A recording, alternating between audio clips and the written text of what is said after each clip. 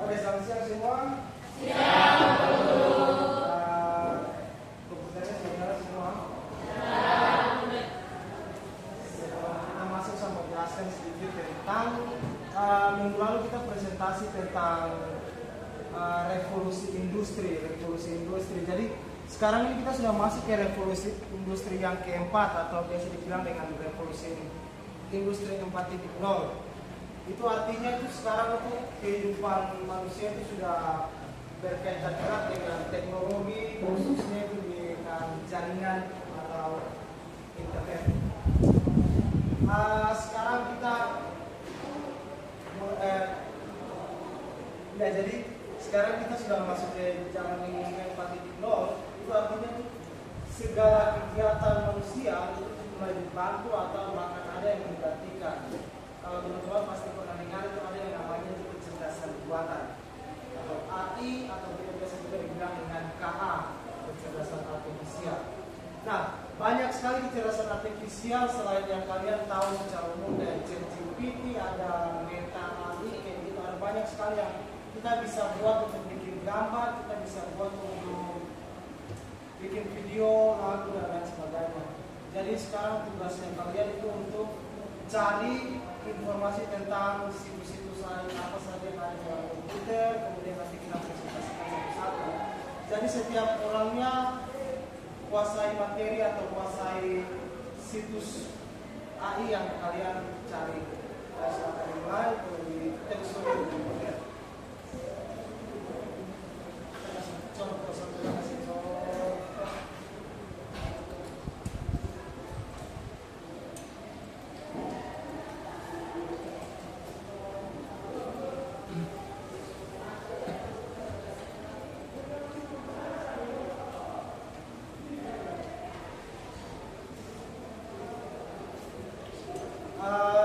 Situs yang saya buka di depan ini situs AI juga, payungnya sama dengan ChatGPT tapi ini namanya Sora. Jadi itu bisa ada gambar, bisa ada video juga. Tergantung kita punya prompt atau perintahnya. Nah, silakan.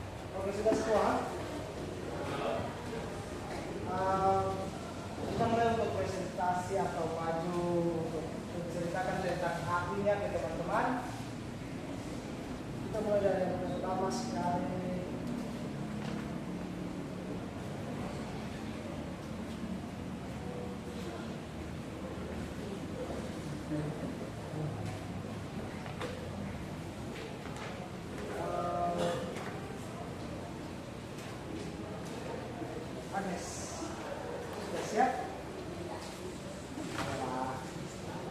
Silakan Agnes ya Aifa. Ya saudara dari Minarko dan Agnes. Selamat siang Pak Guru dan teman-teman. Pada kesempatan kali ini saya akan menjelaskan tentang AIVA atau Artificial Intelligence Visual Artist. Jadi AI ini adalah sebuah kecerdasan buatan yang digunakan untuk menciptakan musik. AIVA dikembangkan pada tahun 2016 pada sebuah tim di Luxembourg. Cara kerja AIVA yang pertama, belajar dari data musik. AIVA dilatih menggunakan ribuan partitur musik klasik dari komposer ternama seperti Mozart dan Beethoven. Yang kedua, menghasilkan musik baru. Setelah memahami pola, AIVA dapat menghasilkan komposisi baru yang orisinal. Yang ketiga, kolaborasi dengan manusia. Komposer, musisi, atau produser bisa memberi musik kepada AIVA. Misalnya, buat musik bergaya epic orkestra dengan nuansa dramatis. Kelebihan dari AIVA yang pertama, cepat dan efisien, fleksibel, inspirasi bagi musisi, legalitas. Lalu kekurangan AIVA ada yang pertama kurang emosional, yang kedua keterbatasan karya, dan yang ketiga isu hak cipta. Penggunaan AIVA di dunia nyata yang pertama untuk pembuatan musik latar atau soundtrack, membantu menghasilkan musik sesuai mood yang dibutuhkan. Yang ketiga jadi alat bantu bikin ide lagu atau aransemen. Yang keempat eksperimen seni atau banyak dipakai dalam penelitian tentang seni dan teknologi. Selanjutnya ada contoh karya AIVA, yaitu yang pertama I Am AI, kolaborasi dengan Nvidia dan Terry Southern. Yang kedua romantis in D minor yang bergaya klasik romantis. Yang ketiga Night Symphony dengan gaya orkestra fantasi. Dan yang terakhir soundtrack untuk game dan iklan yang dibuat oleh skala kecil dan kreator indie. Demikian presentasi dari saya. Jika ada pertanyaan dipersilakan.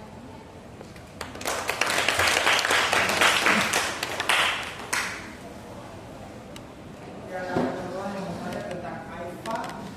Atau sudah cukup? Ya, sekarang kita bertepuk tangan untuk Agnes. Ya, kita lanjut lagi untuk teman-teman Yesua ada Valeska.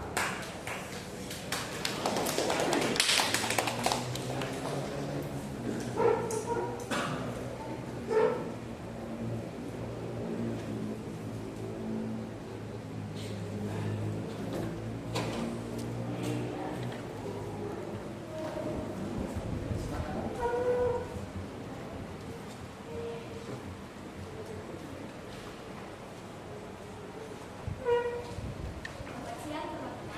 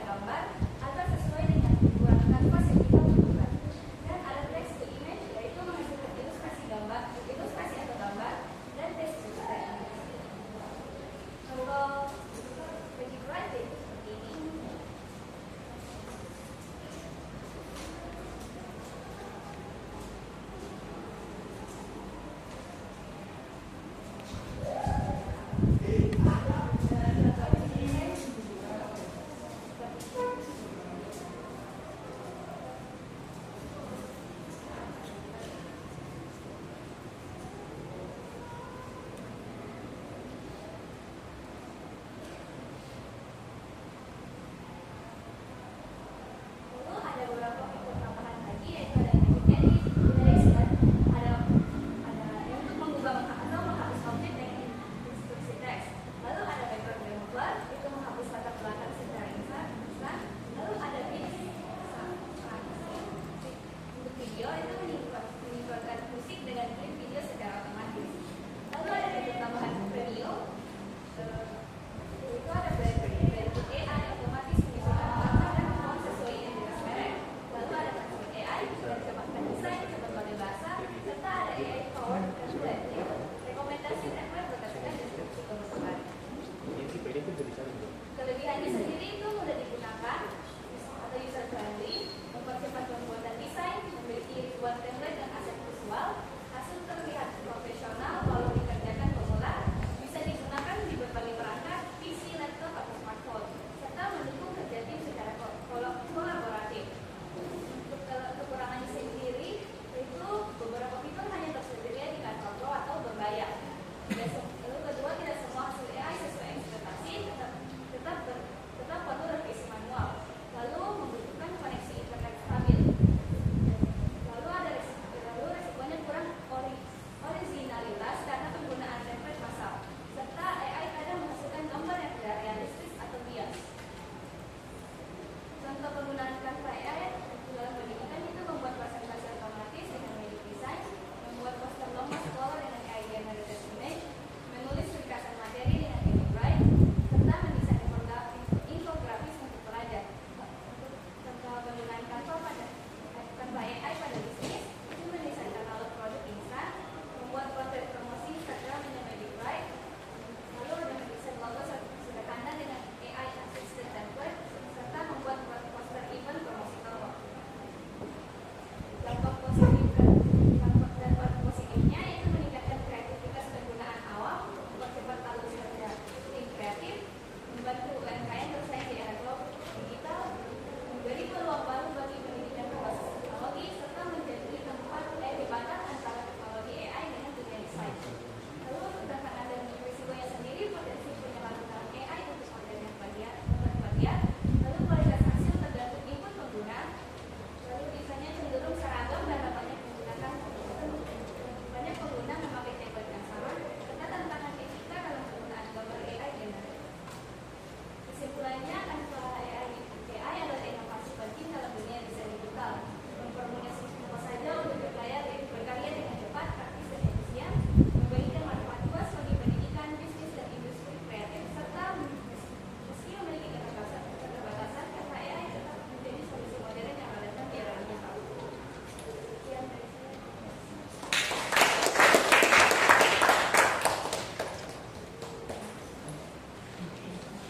Ini ada tanggapan untuk Valeska? Ya. Cukup. Keren. Tepuk tangan kita langsung untuk Valeska. Kita lanjut ke yang berikut adalah Nyoman. Mari sih.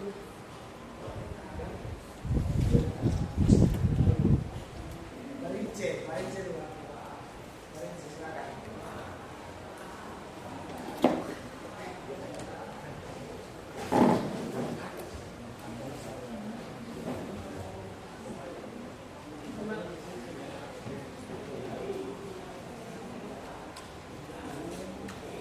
Selamat pagi Pak Guru, teman-teman. Kali ini presentasikan materi tentang perplexity.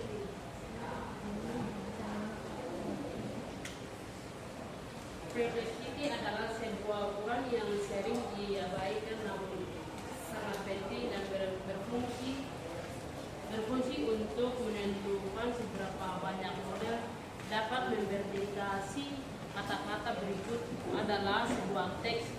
Ukuran ini memainkan peran atau penting dalam memahami dan deteksi ukuran kata, terutama dalam upaya atau membangun model yang lebih baik untuk memahami dan teks artikel ini. Akan merugikan dan pentingnya perplexity dalam menilai dan mengingatkan model bahasa. Tujuan penggunaan Perplexity yang pertama, evaluasi kinerja Perplexity membantu dan menilai seberapa baik model dapat menyesuaikan diri dengan pola yang ada dalam data teks yang baru. Yang kedua, membanding model Perplexity digunakan untuk membandingkan kualitas model atau bahasa yang berbeda. Yang ketiga, optimisasi sistem model dengan menggunakan Perplexity pengembangan dapat meningkatkan kinerja model yang melalui penyesuaian arsitektur, penyesuaian parameter atau teknik lainnya. Mengapa Perplexity penting? Yang pertama, di indikator kinerja model dan menilai seberapa baik sebuah model bahasa berfungsi. Yang kedua, fungsi model membantu dan pengoptimal model untuk trauma yang lebih baik. Yang ketiga, aplikasi dan praktik nilai yang Perplexity yang rendah membantu aplikasi seperti terjemahan otomatis, chatbot, dan pengenalan suara, memprediksi teks yang lebih akurat dan relevan. Bagaimana Perplexity diukur? Yang pertama, pelatihan model bahasa dilatih dengan dataset besar dan beragam. Yang kedua, hitung probabilitas kata. Model menghitung probabilitas setiap kata dalam kalimat berdasarkan kata-kata sebelumnya. Yang ketiga, mengukur dan cross entropi dihitung untuk mengukur seberapa jauh dan definisi model dari kenyataan. Yang keempat, menghitung Perplexity adalah eksponensial dari nilai cos atau entropi density yang lebih benar dan menunjukkan tingkat yang lebih baik.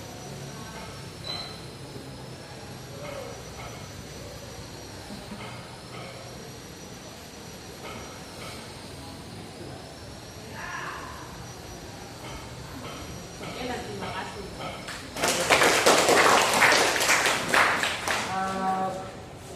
Itu presentasi dari Marice. Apakah ada teman-teman yang mau menanggapi tentang Perplexity? Tidak ada? Oke, sekali lagi tepuk tangan untuk Marice.